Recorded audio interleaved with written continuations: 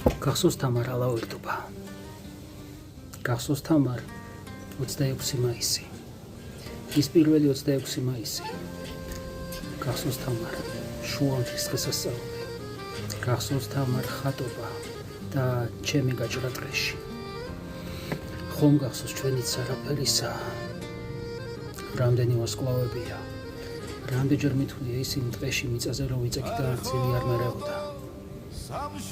გახსოვს თამარ ჩვენი საქართველო.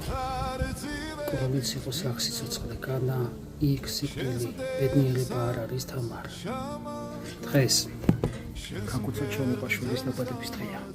მასწავლებლებო, ვიცი რომ მშობლებო, ვინც იცით ვინ იყო კაკუცა, ვინც იცით ვინ იყო საქართველოს კიდევ ერთი ცხელი გული. მოუყევით მისი ისტორია და შეიყვარეთ ბავშვებს კაკუცა.